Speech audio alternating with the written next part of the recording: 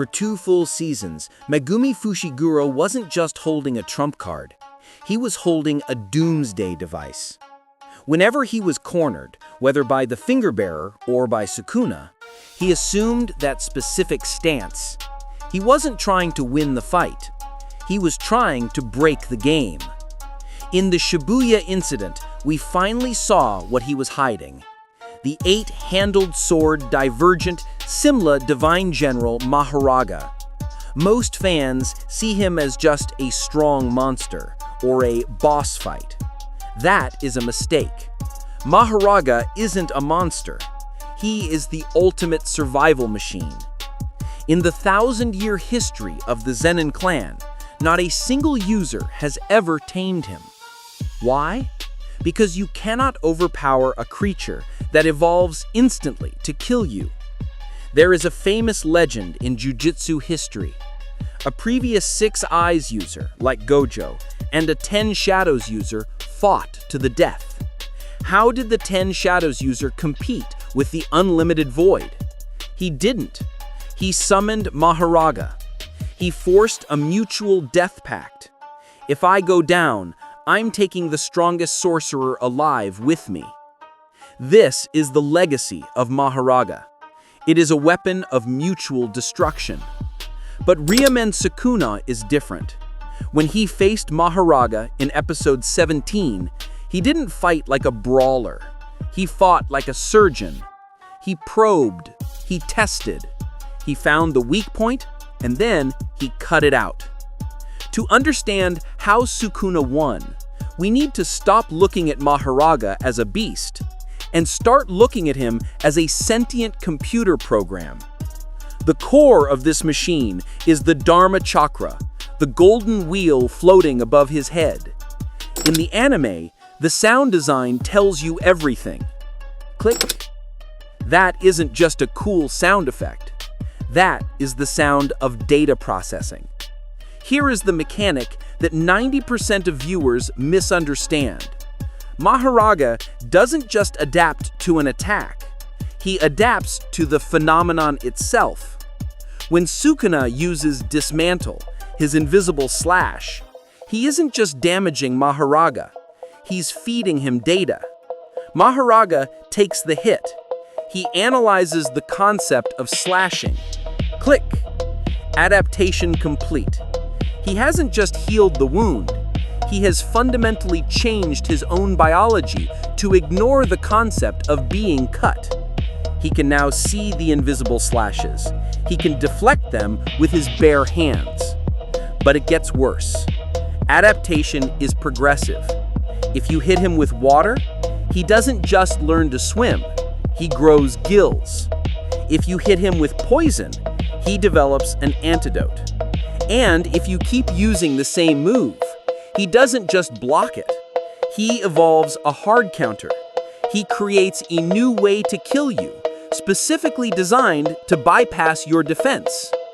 Imagine playing rock, paper, scissors against an opponent who can wait to see your hand, change his own hand after you throw, and then break your fingers. That is Mahoraga.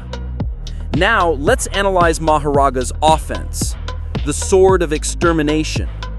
This blade, attached to his right arm, is coated in positive energy.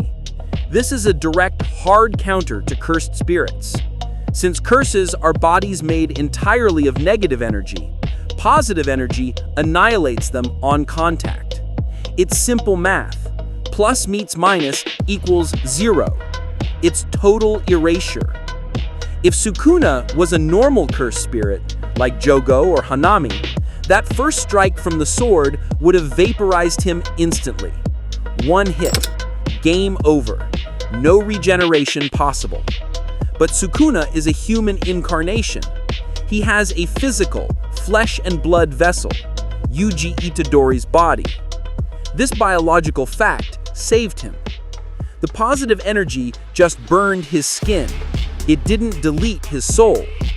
But watch Mahoraga's reaction closely. He hits Sukuna. He sees that Sukuna didn't die. Click. The wheel turns.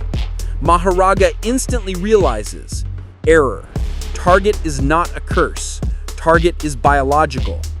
In the very next exchange, he switches the energy in his sword from positive to negative cursed energy. He adapted his weapon to match his opponent's weakness in real time. This confirms Mahoraga is sentient, and he is learning faster than any sorcerer. By the middle of the fight, Sukuna realized he was losing the arms race. His domain expansion, Malevolent Shrine, was the wrong tactical move.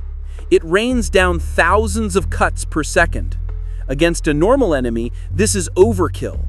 Against Mahoraga, it was just fueling his evolution. Sukuna was literally speedrunning Mahoraga's adaptation, teaching him how to be immune to the domain itself. Sukuna needed total annihilation. He needed an attack that Mahoraga had never experienced. No data, no adaptation. It had to be a completely different force of nature, fire versus slashing. Powerful enough to destroy every cell of Mahoraga simultaneously. This is why he opens the black box, Fuga, the arrow. There's a popular theory that Sukuna's technique is based on cooking.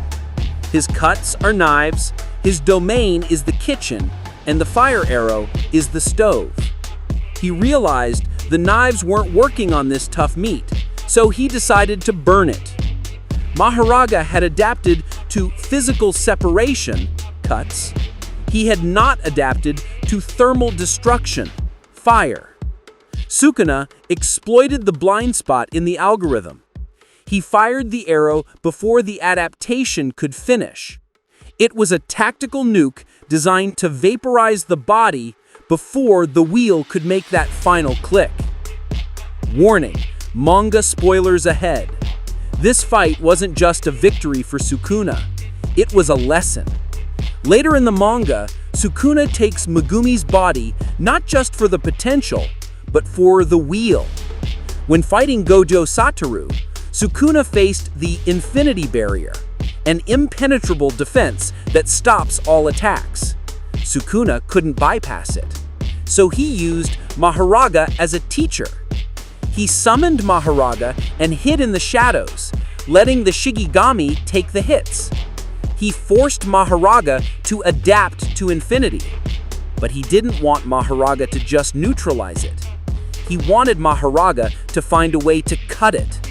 Mahoraga developed the World Slash, a cut that doesn't target the person, but targets the space the person occupies.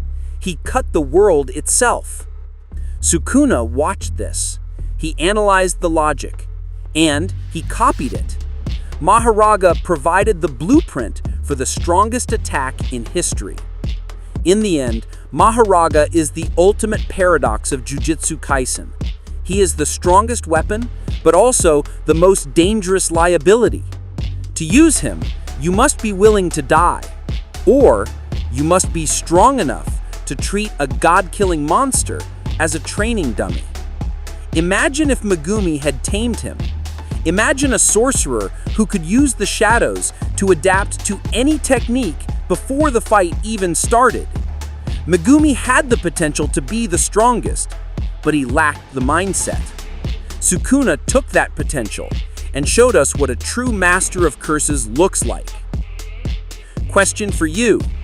If Gojo used Hollow Purple at the start of the fight, would Mahoraga survive? Or is his adaptation truly absolute? Let me know in the comments. This has been Quantum Anime Drive.